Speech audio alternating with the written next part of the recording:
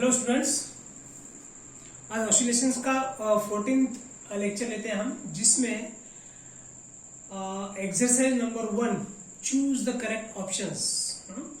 4 options दिए आपको, उसमें से एक चूज करना है, जैसे कि कॉम्पिटिटिव एग्जाम में होता है।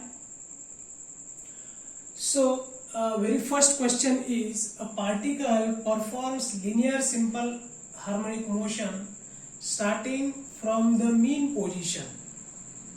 Its amplitude is A and time period is T. Mean position से पार्टिकल स्टार्ट किया है, उसका एम्पलीट्यूड है A, मतलब यहां से मीन पोजीशन से स्टार्ट किया उसने O से, और उसका टाइम पीरियड जो है वो क्या है, T है। At the instance when its speed is half the maximum speed, it's displacement is dash dash dash, मतलब उन 4 ऑप्शंस में से एक आपको चुनना है। सो क्या दिया है, ये कंडीशन है, at the instance when its speed is half the maximum speed. So सबसे पहले लिखते हैं मैक्सिमम स्पीड, इसका सॉल्यूशन।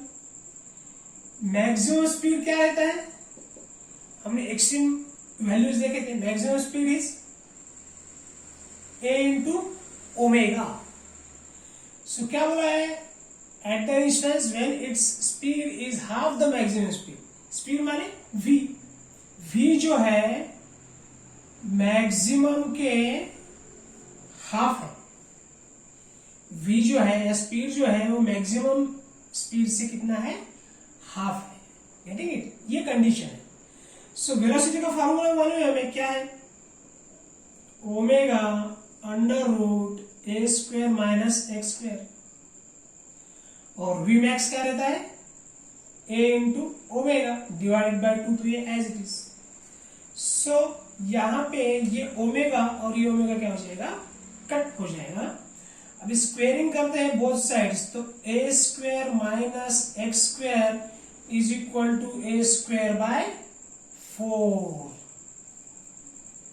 गेटिंग इट, 4 से इधर मल्टीप्लाई करो, 4a square minus 4x square is equal to बन गया a स्क्वेयर।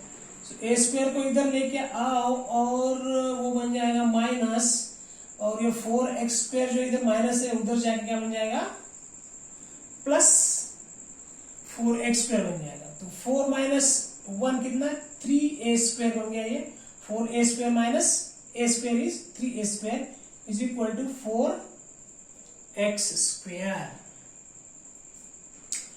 सो x की वैल्यू निकालना है हमें ना, x की वैल्यू निकालना है, तो मैं इसको लिख लेता हूं, ये ऐसा लिख लेता हूं, तो x square is equal to बन जाएगा 3/4 into a square. So x is equal to क्या बन गया, √3/2 इंटू a। सो हमारा ऑप्शन है √3/2a is very first option. Getting it, so answer आया √3a/2 या फिर √3/2 इंटू a। सो यहां पे हो गया हमारा चूज द करेक्ट ऑप्शंस में का फर्स्ट एग्जांपल। अभी मैं पॉज करता हूं यहां पे। तो अभी देखते हैं हम सेकंड न्यूमेरिकल, बोर्ड पे लिख रखा है मैंने। क्या है numerical, a body of 1 kilogram mass is performing linear simple harmonic motion. Its displacement x centimetre at t second. Its displacement x centimetre at t seconds is given by x is equal to 6 sin 100t plus pi/4। Full stop. Maximum kinetic energy of the body is, ये 4 option है अपने पास, 36 joule, 9 joules, सी है 27 joules और D है 18 joules. सो हमें choose करना है correct answer. तो let us get on to this solution. अभी गिवन क्या है, गिवन है x is equal to 6 sin 100t plus π/4। इसको कंपेयर करते हैं हम किसके साथ, x is equal to a sine of omega T plus 5। Displacement का ये जो जनरल इक्वेशन है उसके साथ हमारा गिवन इक्वेशन हम कंपेयर करते हैं। तो एम्पलीट्यूड की वैल्यू क्या आ गई 6, लेकिन ये जो डिस्प्लेसमेंट है पूरा किस में दिया है, सेंटीमीटर में दिया है। ठीक है, सो क्या बोला है, maximum kinetic energy of the body is, okay, kinetic energy का क्या फॉर्मूला है, half m into v square. Getting it? So kinetic energy is half m into v square. तो मैक्सिमम काइनेटिक एनर्जी बोला है, so this will be half m into a omega bracket square. ठीक है, यहां पे maximum लिख सकते हैं हम। ठीक है, maximum kinetic energy when velocity is maximum. So maximum velocity a omega whole bracket square, velocity is maximum when x is 0। तो उस फॉर्मूले में रखेंगे तो a इंटू ओमेगा जो है वो मैक्सिमम वेलोसिटी की वैल्यू आ जाएगी। सो this will be half, m की वैल्यू दी है how much, 1 kilogram, 1 into a कितना है 6 सेंटीमीटर है। सो हमें लिखना पड़ेगा 6 इंटू 10⁻⁻²। और ओमेगा है, अच्छा ये जो ओमेगा की वैल्यू क्या है यहाँ पे 100 है, ओमेगा टी माने 100t, तो ओमेगा इज इक्वल टू 100। जैसे एम्पलीट्यूड इज इक्वल टू कितना लिया हमने 6, सो 6 इंटू 10⁻² इंटू ओमेगा की वैल्यू है 100, मतलब इसको लिख सकता हूं मैं 10 का स्क्वायर और इसका टोटल स्क्वायर। तो ये 10 स्क्वायर और 10⁻² और 10⁻+2 क्या हो जाएगा, कैंसिल हो जाएगा। तो ये बचेगा 1/2 into 6 6 36। So 2 1s are 2, 2 1s are 2, and 2 8s are 6. So the answer is 18 joules. So we have got correct option, that is D, that is 18 joules. So very simple numerical is this. So this is very simple numerical. I will pause the video and you kindly write it down. So the next numerical is the length of second's pendulum on the surface of Earth is nearly 1 meter. Its length on the surface of Moon should be, ये जो 4 options दिए हैं ABCD उसमें से एक रहेगा। सो given क्या है, acceleration due to gravity on moon is 1/6 of that on the earth surface. Getting it? So formula लिखेंगे हम। सबसे पहले तो गिवन क्या है, चलो सबसे पहले फॉर्मूला लिखते हैं। फॉर्मूला क्या है, length of second's pendulum is g divided by, where g is gravitational acceleration or acceleration due to gravity, g upon pi square. So length of second's pendulum is g upon pi square. Getting it? So अभी दिया क्या है, acceleration due to gravity on moon is 1/6 that of acceleration due to gravity on the earth's surface. Okay, so formula थोड़ा सा modify करके कैसे रहेगा, length of seconds pendulum on अर्थ दिया है, जो दिया है वो लिखेंगे 1 मीटर। ठीक है, सो यहां पे दिया है the length of seconds pendulum on the surface of earth is given. Length of seconds pendulum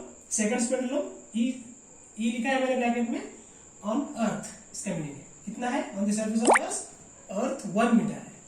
हमको निकालना है length of that same second pendulum on the surface of moon, ये क्वेश्चन मार्क, ये हमको फाइंड करना है, ठीक है। अभी देखो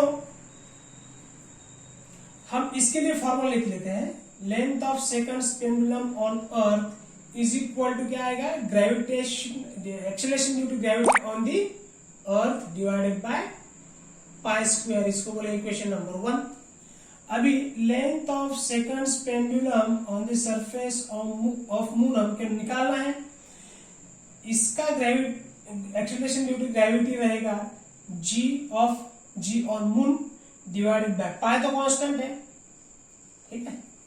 सो अगर इक्वेशन 1 से इक्वेशन 1 को इक्वेशन 2 से हम डिवाइड कर लेते हैं, गेटिंग इट, डिवाइड कर लेते हैं, तो ये पाई स्क्वायर और पाई स्क्वायर क्या हो जाएगा, कट हो जाएगा, गेटिंग इट। सो क्या बचेगा, ये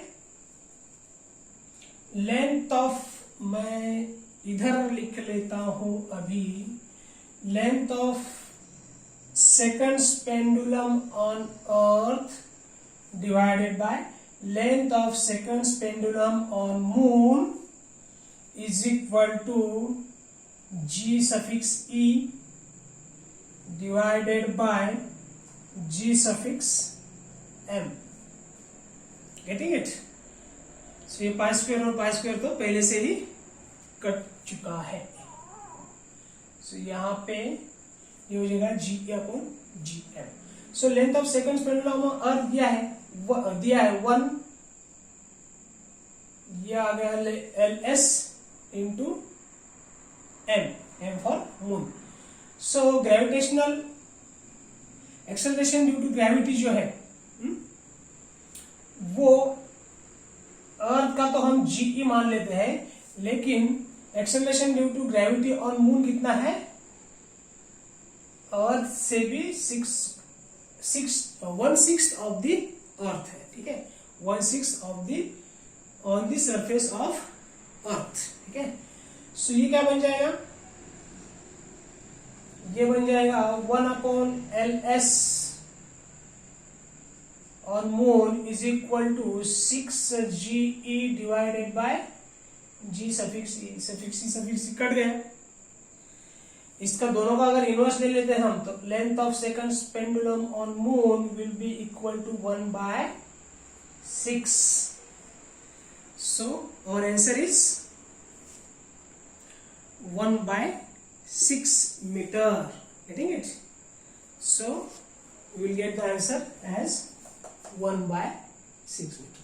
So the correct option is A. So write it down. I will pause the video and write the next question. I will write the next question on the board after pausing the video. So students, यहाँ पे मैंने purposely 5th जो problem है वो पहले लिया है, और 4th वाला जो है उसको थोड़ा सा कंसेप्ट और सॉल्यूशन ज़्यादा लगने वाला है, इसलिए वो मैंने लास्ट में लूँगा मैं वो।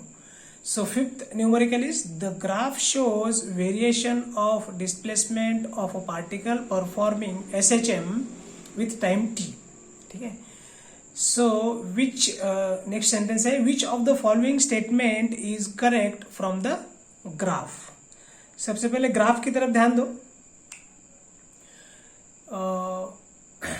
उसके ऑप्शन है A, the acceleration is maximum at time t, B है the force is maximum at time 3t/4, the velocity is 0 at time t/2, and the kinetic D option है the kinetic energy is equal to total energy at time t/4। अभी देखो मैं यहां पे linear SHM का solution इधर start करते हैं हम। लीनियर एसएचएम में अगर हम देखते हैं तो टोटल टाइम ये है t, एक रोटेशन कंप्लीट करने के लिए, ठीक है। सो यहां से यहां तक पार्टिकल आ गया, उसके लिए लग गया टाइम t/4। यहां से फिर मेन पोजीशन पे आ गया, उसको लग गया टाइम अगेन T/4।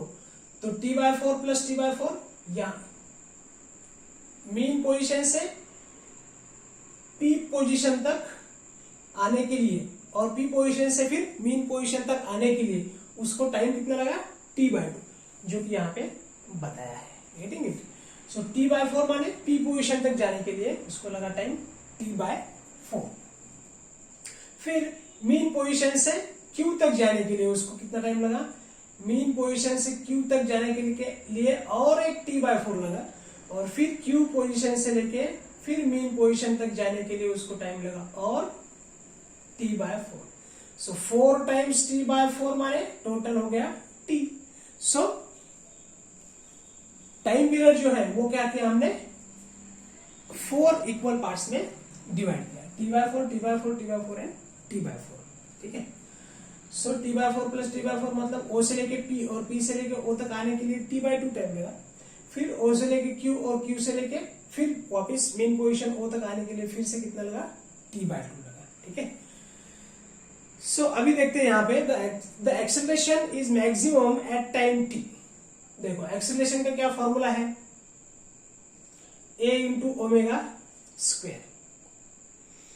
अभी जब पार्टिकल टाइम T है मतलब पार्टिकल कहां पे है, मीन पोजीशन पे है, या फिर ये फॉर्मूला अगर प्रिसाइज इस फॉर्म में लिखूं तो इसको लगेगा omega square into x. So magnitude form में लिखा है मैंने। ठीक है? सो x की वैल्यू t पे है कि नहीं, t पे मतलब जब पार्टिकल मीन पोजीशन पे है तो x की वैल्यू कितना है 0 है। तो सेंटेंस क्या दिया है, द एक्सेलरेशन इज मैक्सिमम, मतलब ये सेंटेंस क्या है, गलत है। उस वक्त एक्सेलरेशन कितना है 0 है। So this one is wrong. So पहला ऑप्शन तो हो गया हमारा रॉन्ग। देखते हैं अभी दूसरा ऑप्शन क्या है, the force is maximum at time 3T/4। 3T/4 मतलब ये एक T/4, ये दूसरा T/4 और ये तीसरा T/4, मतलब 3T/4 पे पार्टिकल कहां पे है, Q पे है, मतलब उसका डिस्प्लेसमेंट क्या है, मैक्सिमम है। क्या बोला है, फोर्स इज इक्वल टू क्या रहता है, मास इंटू एक्सेलरेशन। एक्सेलरेशन अगर ज्यादा है तो फोर्स भी क्या रहेगा, ज्यादा रहेगा। तो एक्सेलरेशन मैक्सिमम कब रहता है, एक्सट्रीम पोजीशंस पे। Getting it? एक्सट्रीम पोजीशंस पे एक्सेलरेशन क्या रहता है, ज्यादा रहता है। तो ये वैल्यू अगर ज्यादा है, एक्सेलरेशन मैक्सिमम है, तो फोर्स भी क्या रहेगा, the force is maximum at time 3T/4। तो ये जो ऑप्शन है दिस इज करेक्ट ऑप्शन। लेकिन नीचे के दो भी हमको रॉन्ग है, ये भी हमको रॉन्ग है कि नहीं ये भी हमको देखना है। ठीक है? वैसे तो सॉल्यूशन यहीं पे मिल गया है, लेकिन फिर भी हम टैली पर्पस हम ये सॉल्व कर लेते हैं। The velocity is 0 at time T/2। T/2 मतलब कितना, T/4 प्लस T/4 मतलब मीन पोजीशन पे। मीन पोजीशन पे वेलोसिटी जो रहता है वो क्या रहता है, मैक्सिमम रहता है। वेलोसिटी जो है वो क्या है, omega into √a square minus x square, मतलब x की वैल्यू क्या है मीन पोजीशन पे 0 है, तो वेलोसिटी क्या रहता है वहां पे a ओमेगा रहता है, मतलब मैक्सिमम रहता है। तो ये सेंटेंस भी क्या है, गलत है। ठीक है? फिर लास्ट सेंटेंस क्या है, the kinetic energy is equal to total energy at time T/4। T/4 मतलब एक्सट्रीम पोजीशन पे या P पोजीशन पे पार्टिकल। तो जब एक्सट्रीम पोजीशन पे रहता है पार्टिकल तो काइनेटिक एनर्जी जो है वो 0 रहता है, पोटेंशियल एनर्जी जो है वो मैक्सिमम रहता है। Getting it? सो इक्वल, वो दोनों भी इक्वल नहीं रहते हैं इस पोजीशन पे। That's why this sentence is also wrong. So हमारा ऑप्शन क्या है फिर answer, so B is our option which is correct. ठीक है? सो अभी मैं लूंगा, अभी तो 5th लिया है, अभी हम लेंगे 4th एग्जाम्पल, जिसको थोड़ा सा हमें एक्सप्लेनेशन ज्यादा लगने वाला है, इसलिए मैंने ये 5th न्यूमेरिकल पहले लिया है। अभी हम लेंगे 4th न्यूमेरिकल। Getting it? तब तक मैं पॉज करके लिख लेता हूं, आप भी पॉज करके सॉल्यूशन लिख लीजिए। चलो बच्चों, अभी 4th न्यूमेरिकल लेते हैं हम, एक्सरसाइज नंबर 1 का। जो दिया है, 2 identical springs of constant K are connected, first in series and then in parallel. A metallic block of mass M is suspended from their combination. The ratio of their frequencies of vertical oscillations will be in a ratio. Option A है हमारा 1:4, B है 1:2, then सी है 2:1 और D है 4:1. पहले series में connect है और उसके बाद में पैरेलल में कनेक्टेड है. ठीक है, सो हमको सीरीज डिवाइडेड बाय पैरेलल ये करना है, मतलब series combination is to parallel combination. Getting it? So पढ़ लिया आप लोगों ने सब. अभी यहाँ पे थोड़ा सा ये जो न्यूमेरिकल है इसमें सीरीज स्प्रिंग कनेक्शन और पैरेलल स्प्रिंग कनेक्शन, इसका जो है कॉम्बिनेशन में उसका इफेक्टिव जो वैल्यू है ना, स्प्रिंग या तो स्प्रिंग कांस्टेंट का हो सकता है, या तो डिस्प्लेसमेंट का हो सकता है, या तो फिर फोर्स का हो सकता है, वो हमें यहाँ पे निकालना है. Getting it? So two identical springs मतलब उनका कांस्टेंट जो है वो क्या रहने वाला है, सेम रहने वाला है, और वो दिया भी है के. ठीक है, अभी पहले लेते हैं हम सीरीज कनेक्शन ऑफ स्प्रिंग्स. सो यहां पे देखो एक रिजिड सपोर्ट पे दो स्प्रिंग जो है वो कनेक्ट किए हैं एक दूसरे को सीरीज में, और ये एक वहां पे लगाया है फोर्स, ठीक है, mg कुछ फोर्स यहाँ पे उसके जो सेकंड एंड है वहां पे एक एंड तो फिक्स है, और ऐसे एक दूसरे को दो स्प्रिंग कनेक्ट किए हैं जिनका कांस्टेंट जो है वो सेम है के. तो यहाँ पे जो है वो सेकंड एंड पे क्या लगाया है, स्प्रिंग के मास लगाया है, तो मास क्या क्रिएट करने वाला है, फोर्स mg क्रिएट करने वाला है. ठीक है, F is equal to mg. अभी हमने देखा था F is equal to minus of kx, और kx हम लिखते हैं मैग्नीट्यूड फॉर्म में. x डिस्प्लेसमेंट माने हॉरिजॉन्टल डिस्प्लेसमेंट जो था हमने x लिखा था, तो वर्टिकल डिस्प्लेसमेंट को क्या लिखेंगे हम, y लिखेंगे. So F is equal to k into y लिखेंगे. ठीक है, अभी यहां पे ये क्या है, सीरीज कनेक्शन है. सीरीज कनेक्शन में डिस्प्लेसमेंट डिफरेंट होने वाला है. ठीक है, अभी ये स्प्रिंग जो है उसका कुछ डिस्प्लेसमेंट हो जाएगा, और दूसरा वाला जो स्प्रिंग है उसका भी कुछ डिस्प्लेसमेंट हो जाएगा. तो ये जो फोर्स लगा है mg, ठीक है, ये फोर्स लगा है उसको mg सस्पेंडिंग एंड पे. ठीक है, सो अभी F इज इक्वल टू के इंटू वाई है, इसका कुछ डिस्प्लेसमेंट हो गया y1 ये स्प्रिंग का, और इसका डिस्प्लेसमेंट हो गया y2. ये था उसका पहले वाला पोजीशन, इसका डिस्प्लेसमेंट फिर थोड़ा सा ज्यादा कम ज्यादा ऐसा हो गया है. सो टोटल डिस्प्लेसमेंट क्या हो जाएगा, y is equal to y1 plus y2. किसके कॉम्बिनेशन का, सीरीज कॉम्बिनेशन का. सो अभी y के फॉर्म में अगर लिखना है मुझे ये दोनों को, तो मैं इसको क्या लिखूंगा, फोर्स तो सेम लगा है कि नहीं, फोर्स का जो वैल्यू है वो सेम है, इसीलिए मैं लिख सकता हूं ये y s को, y के फॉर्म में अगर इसको लिखते हैं हम तो F अपॉन y s है कि नहीं, F अपॉन y s, ये y s sorry F upon k s लिखना पड़ेगा है कि नहीं. y के फॉर्म में लिख रहे हैं हम, तो ये हो गया k s. ठीक है, इफेक्टिव k और effective spring constant when springs are connected in series. So y1 के लिए क्या लिख सकते हैं हम, F फोर्स तो सेम है डिवाइडेड बाय k1 लिख सकते थे, लेकिन k1 is equal to k2 is equal to क्या है, k है. सो प्लस y2 का वैल्यू भी क्या रहेगा, F अपॉन k2 लिखना चाहिए था, लेकिन दोनों स्प्रिंग का कांस्टेंट क्या है, k है, इसलिए हमने यहां पर भी y1 के लिए भी F बाय k लिखा, y2 के लिए भी F बाय k लिखा. सो सब तरफ F कॉमन है तो निकल कॉमन कट जाएगा, 1/KS is equal to 1/K plus 1/K। Otherwise ये K1 प्लस K2 लिखना चाहिए था हमें, बट ये दोनों भी स्प्रिंग का कांस्टेंट क्या है, सेम है, ठीक है। दैट्स व्हाई हमने लिया है K1 की जगह पे भी K लिया है और K2 की जगह पे भी K लिया है। सो ये बन जाएगा 1/KS इज इक्वल टू, ये बन जाएगा डिनोमिनेटर K और यहाँ पे आ जाएगा 2। सो इसका अगर रेसिप्रोकल लेते हैं दोनों साइड तो KS इज इक्वल टू बन जाएगा K/2। Getting it? ये तो मिल गया हमें सीरीज कॉम्बिनेशन का कांस्टेंट KS, ठीक है। अभी देखते हैं हम पैरेलल कॉम्बिनेशन। पैरेलल कॉम्बिनेशन में क्या रहेगा? पैरेलल कॉम्बिनेशन में मैं फिगर निकाल लेता हूं, ये है रिजिड सपोर्ट, इधर थोड़ा सा ज्यादा निकाल लेता हूं, और यहाँ पे एक स्प्रिंग है और यहाँ पे एक स्प्रिंग है,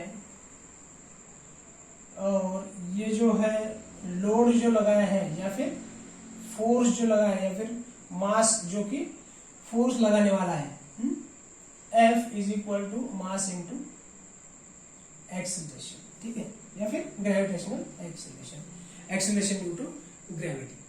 अभी यहाँ पे देखो इसमें और इस फिगर में क्या डिफरेंस है, ठीक है।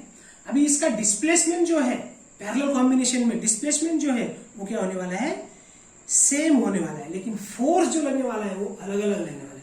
यहाँ पे क्या था, सेम फोर्स था, ठीक है। सो स्प्रिंग को, दोनों भी स्प्रिंग को लगने वाला फोर्स जो है वो सेम है।